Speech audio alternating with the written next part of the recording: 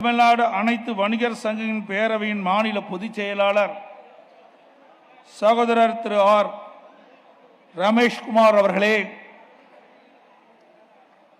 இங்கே சிறப்பு அழைப்பாளராக வருகிறது. காலத்தினுடைய நேரம் கருதி சுருக்கமான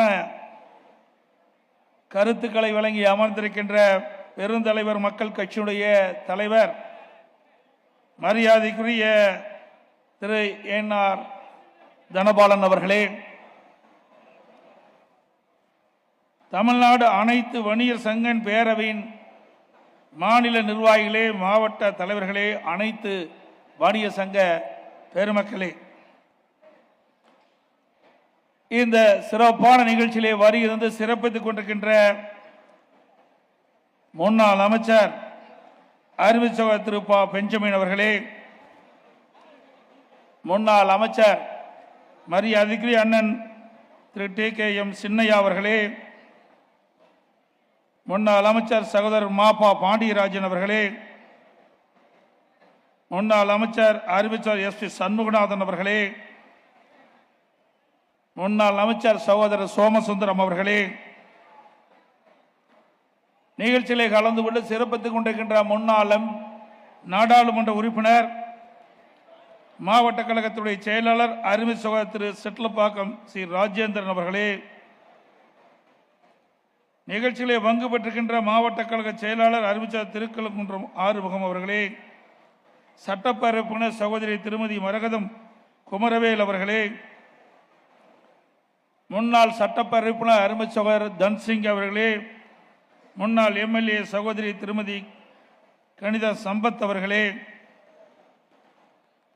மற்றும் வரி என்று சிறப்பித்துக் கொண்டிருக்கின்ற கழகத்திலே பல்வேறு பொறுப்புகளை வைக்கின்ற நிர்வாகிகளே, இந்த பகுதியுடைய மாமன்ற உறுப்பினர் அவர்களே, இந்த பகுதியினுடைய கழக பொறுப்பாளர்களே, மேடைகளை வீட்டுக்கின்ற வணிகர் சங்க பேரவையினுடைய நிர்வாகிகளே, கழக பொறுப்பாளர்களே, அனைத்து மகளிர் அரசியல் கட்சியினுடைய தலைவர் சகோதரி திருமதி ராஜேஸ்வரி பிரியா அவர்களே, வரியிருந்து சிறப்பித்துக்கின்ற கழக உடன்பிறப்புகளே, வணிக பேரவை நிர்வாகியினுடைய குடும்பத்தைச் சேர்ந்தவர்களே, பத்திரிகையாளர்களே, ஊடக நண்பர்களே, அனைவருக்கும் என்னுடைய முதற்கண் வணக்கத்தை இந்த நேரத்தில் உறுத்தாக்கி, இரத்த குழாய்கள் எப்படி உடல் முழுவதும் பரவி சென்று மனிதனுக்கு தேவையான சக்தியை தருகிறதோ அதேபோல் நாட்டில் உள்ள ஏழை எளிய நடுத்தர வசதி படைத்து என்று அனைத்து மக்களுக்கு தேவைப்படும் உணவுப் பொருட்களின் தேவையை பூர்த்தி செய்யும் விதமாக மாநிலம் முழுவதும் அனைத்து இடங்களிலும் நிறைந்துள்ள சிறு வணிகர்கள் உங்கள் அனைவருக்கும் என்னுடைய முதற்கண் வணக்கத்தை மீண்டும் ஒருமுறை உரித்தாக்குகின்றேன். ஒரு நாட்டினுடைய பொருளாதார வளர்ச்சி அந்நாட்டின் வேளாண்மையும் தொழிற்சாலையும் அடிப்படையாக கொண்டே நிர்ணயிக்கப்படுகிறது. விவசாயிகள் தங்கள் இரத்தத்தை மண்ணிலே வியர்வையாக சிந்தி உற்பத்தி செய்த உணவுப் பொருட்களையும் தொழில் நிறுவனங்கள் உற்பத்தி செய்த பொருட்களையும் நாடு முழுவதும் உள்ள மக்களிடையே கொண்டு சேர்த்து மணியில் ஈடுபட்டு நாட்டின் பொருளாதார சக்கரத்தை செவ்வனே சுழல வைத்துக் கொண்டிருக்கும் வணிகர்கள் 42வது வணிகர் தின விழாவில் கலந்து கொள்வதில் நான் பெரும் மகிழ்ச்சி அடைகின்றேன். வணிகம் என்பது அக்காலத்தில் பண்டமாற்று முறையில் நடைபெற்றது. நமது முன்னோர்கள் கிரேக்கம், ரோமாபுரி, அரபு நாடுகள், சீனா மற்றும் தென்கிழக்கு ஆசிய நாடுகள் போன்ற உலக நாடுகளில் வியாபாரம் செய்துவதை சங்க இலக்கியங்களிலும் வரலாற்று பதிவுகளிலும் செப்பேடுகளிலும் இருப்பதை நாம் அறிவோம். இதனால் தமிழக வணிகர்களின் புகழ் உலகெங்கும் பரவி இருந்தது. இதன் மூலம் பண்டைய காலங்களிலே தமிழக வணிகர்கள் உலக புகழ் பெற்றிருக்கிறார் என்பது குறிப்பிடத்தக்கது. சீனர்களே நமது வணிக திறமையை பற்றி அறிந்து கொள்வதற்காகத்தான் அவர்களது நாட்டிலிருந்து யுவான் சுவாங் போன்ற தூதுவர்களை நமது இந்தியாவிற்கு அனுப்பி நமது வியாபார திறமைகளை அறிந்து கொண்டனர். பொன்மனச்செம்மல் புரட்சித் தலைவர் எம்ஜிஆர் அவர்களும் அம்மா ஆகிய இருவருமே வணிகர் நலனில் அதிக அக்கறை கொண்டவர்கள். சில்லறை வணிகத்தில் அந்நிய முதலீடு என்ற நிலை வந்தபோது பாராளுமன்றத்தில் அந்த மசோதாவை ஆரம்ப நிலையிலே அனைத்து இந்திய அண்ணா திராவிட முன்னேற்ற கழகம் எதிர்த்து ஓங்கி எழுப்பிய அதிமுக. எனது தலைமையான அம்மாவின் அரசு வணிகர்கள் வேண்டுகோளுக்கு இணங்க இரவு 10 மணிக்கு மேல் கடைகளை திறந்து தொடர்ந்து வியாபாரம் நடத்த சிறப்பு அரசு உத்தரவு ஒன்றை வழங்கியது நினைவூட்ட விரும்புகின்றேன். மாண்புமிகு அம்மாவும் அனைத்து இந்திய அண்ணா திராவிட முன்னேற்ற கழக நாடாளுமன்றத்தில் சில்லறை வணிகத்தில் அந்நிய முதலீடு விவகாரத்தில் எதிர்ப்பு தெரிவிக்குமால் விட்டிருந்தால் தமிழ்நாட்டில் உள்ள லட்சோலட்சம் சிறு வணிகர்கள் கடுமையாக பாதிக்கப்பட்டிருக்கும் நிலை உருவாகியிருக்கும். இன்று வணிகர்களின் காவலாக தன்னை காட்டிக்கொள்ளும் திராவிட முன்னேற்ற கழகம் அன்று மத்திய காங்கிரஸ் அரசுக்கு ஆதரவாக நாடாளுமன்றத்தில் இரு அவைகளிலும் சிறு வணிகத்தில் அந்நிய முதலீடு மசோதா வாக்கெடுப்பு வந்தபோது அந்நிய முதலீட்டுக்கு ஆதரவு தந்தது திராவிட முன்னேற்ற கழகம் வாக்களித்தது.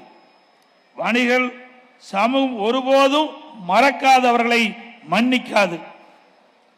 தமிழகத்தில் உள்ள அனைத்து வணிகர்களும் ஒற்றுமையாக செயல்பட்டால் சிறு வணிகத்தில் கார்ப்பரேட் கம்பெனிகள் ஆதிக்கத்தை கட்டுப்படுத்த முடியும். முக்கியமாக அந்நிய பன்னாட்டு நிறுவனங்கள் எந்த ரூபத்தில் தமிழகத்தில் வந்தாலும் அதை தடுப்பதற்கு அனைத்து இந்திய அண்ணா திராவிட முன்னேற்ற கழகம் உங்களுக்கு துணை நிற்கும். மாண்புமிகு அம்மாவின் அரசு வணிகர்களின் நலனுக்காக செய்த நடவடிக்கைகள் சிலவற்றை இந்த நேரத்திலே சுட்டிக்காட்டுவது பொருத்தமாக இருக்கும் என்று நான் கருதுகின்றேன். தமிழகத்தை சார்ந்த சில முக்கியத்துவம் வாய்ந்த சரக்குகள் மற்றும் சேவைகள் மீதான வரி விலக்கு, வரி குறைப்பு மேற்கொள்வது தொடர்பான கருத்துக்கள் சரக்குகள் மற்றும் சேவைகள் மன்றத்தில் முன் வைக்கப்பட்டது.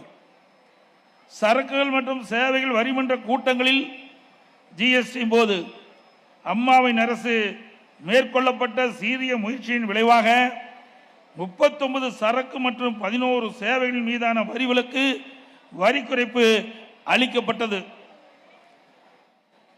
ஜிஎஸ்டி வரி மற்றும் அத்துறையின் மென்பொருள் பயன்பாடு சம்பந்தமாக வரி செலுத்துவோருக்கு உதவுவதற்காக 24 மணி நேரம் இயங்கக்கூடிய ஹெல்ப் டெஸ்க் அம்மாவின் அரசால் அமைக்கப்பட்டு இன்றும் சிறப்பாக செயல்பட்டு வருகிறது. கொரோனா நோய் தொற்று காலத்தில் முழு அடைப்பின் போது வணிகர் நலன் காக்க வணிக நல வாரிய உறுப்பினர்களுக்கு ரூபாய் 2000 வழங்கப்பட்டது. மாநகராட்சி சார்பில் பொருட்கள் விற்பனை செய்ய, தள்ளுவண்டிகள், அத்தியாவசிய பொருட்களை விற்பனை செய்ய தமிழகம் முழுவதும் ஆயிரக்கணக்கான வணிகர்களுக்கு உரிமம் வழங்கப்பட்டது. இக்காலகட்டத்தில் வணிகர்கள் முன்கள பணியாளர்களாக அரசுக்கு முழு ஒத்துழைப்பு வழங்கியதை இப்போது நினைவு கூர்ந்து எனது நன்றியினை வணிக பெருமக்களுக்கு தெரிவித்துக் கொள்கின்றேன். இந்த ஆண்டு 42வது வணிகர் தின விழா வணிகம் பாதுகாப்பு மாநாடாக நீங்கள் நடத்துவதாக விழா அழைப்பதில் அச்சடிக்கப்பட்டிருக்கின்றது.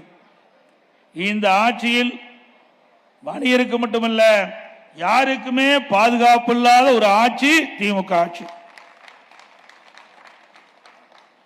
குறிப்பாக வணிகர்கள் அவர்களது வணிக நிறுவனங்களில் அடிக்கடி தாக்கப்படுவது ஊடகத்திலும் பத்திரிகையிலும் பார்க்கிறோம். இந்த ஆட்சியிலே குறிப்பாக இந்த தாக்கப்படுகின்ற சம்பவம் எதனால் ஏற்படுகிறது என்று பார்க்கின்ற பொழுது கஞ்சா போதை அந்த கும்பலால் இந்த வன்முறை ஏற்படுகின்றது. அதோடு ஆளுங்கட்சியினரால் மாமூல் வியாபாரியிடமிருந்து வசூலிக்கப்படுகிறது. பூட்டியிருக்கும் கடைகளில் இந்த ஆட்சியில் கொள்ளை போவது தொடர்கதையாக இருந்து கொண்டிருக்கின்றது. சரியான பாதுகாப்பு இல்லாத ஒரு சூழ்நிலை. காரணமின்றி உள்நோக்கத்துடன் அரசு அலுவலர்கள் வணிக நேரத்தில் தொடர்ந்து ஆய்வு என்ற பெயரில் வியாபாரிகளை துன்புறுத்துவது என்று ஒவ்வொரு நாளும் ஊடகங்கள் வருகின்ற செய்திகளை பார்க்கின்ற பொழுது வேதனையாக இருக்கின்றது. எதை நாங்கள் வன்மையாக கண்டிக்கின்றோம். திமுக ஆட்சி எப்பொழுதெல்லாம் வருகின்றதோ அப்பொழுதெல்லாம் சமூக விரோதிகளால் வணிகர்கள் தாக்கப்படுகின்ற சம்பவங்கள் அதிகரித்து வருகின்றது. அனைவரும் அறிந்ததே இது. ஸ்டாலின் ஆட்சிக்கு வருவதற்கு முன்பு திமுக புரோட்டா கடை தாக்குதல், கைபேசி கடை தாக்குதல், அழகு நிலையம் நடத்தி வந்த பெண்கள் மீது தாக்குதல் என்று பல தாக்குதல் அன்று அணிவகுத்தன. ஆட்சிக்கு வந்த பிறகு விழுப்புரத்தில் ஃபேன்சி ஸ்டோரில் போதை ஆசாமி தடுத்த வியாபாரியை கொலை, கஞ்சா போதை ஆசாமிகள் அந்த ஆசாமிகள் கடையிலே நுழைந்து வணிகர்களை தாக்குவது, இதனால் மிகப்பெரிய பாதிப்பு ஏற்பட்டது.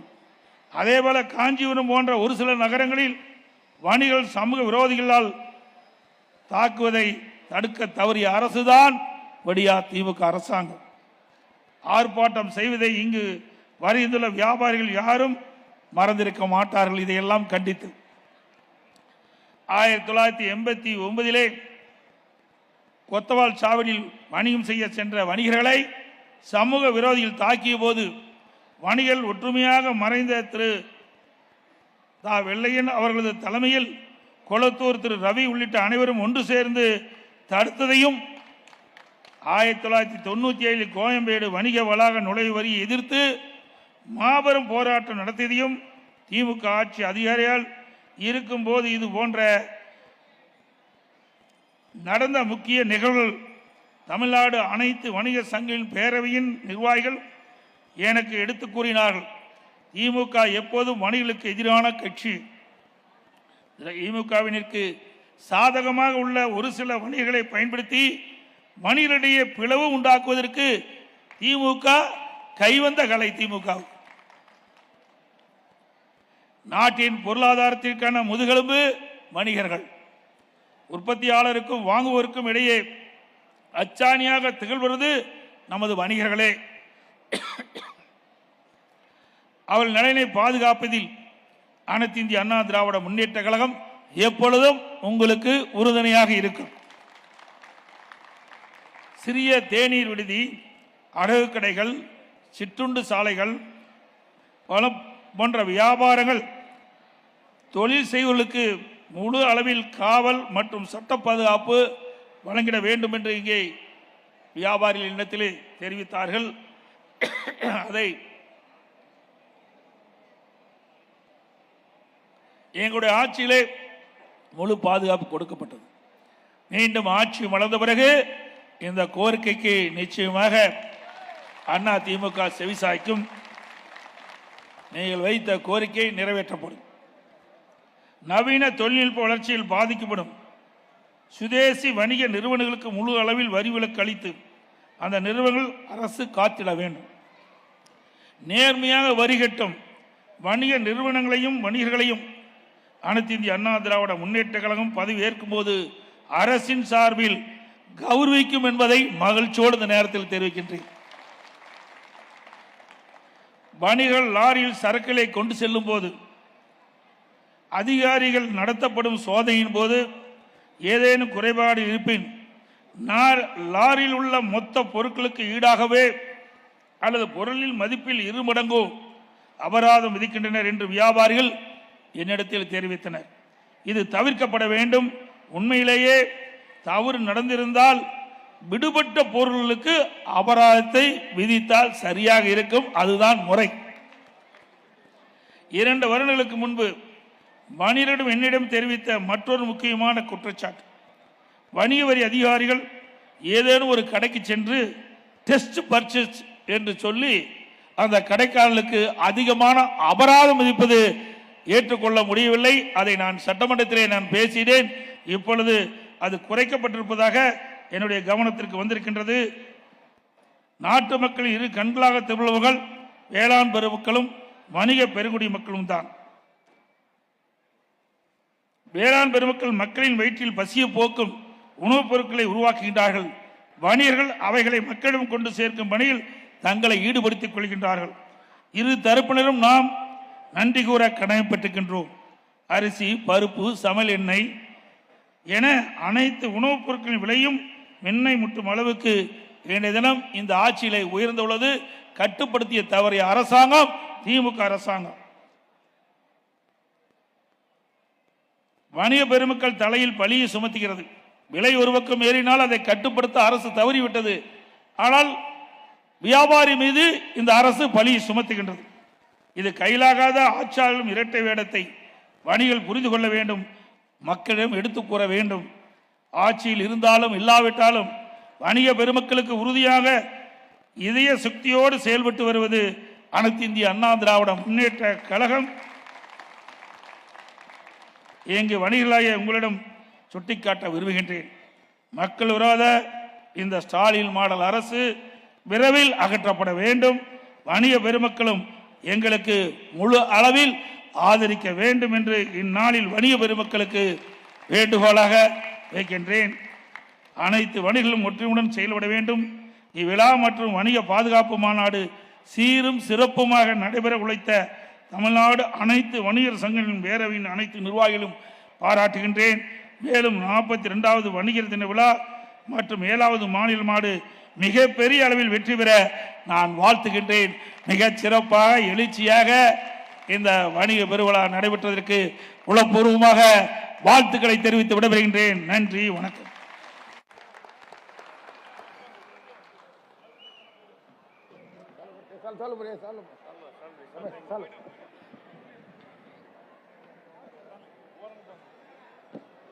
மாண்புமிகு எடப்பாடியார் அவர்களுக்கு தமிழ்நாடு அனைத்து வணிக சங்கங்களின் பேரமைப்பினுடைய தலைவர் அவர்கள் சால்வை அணிவித்து மரியாதை செய்வார்கள்.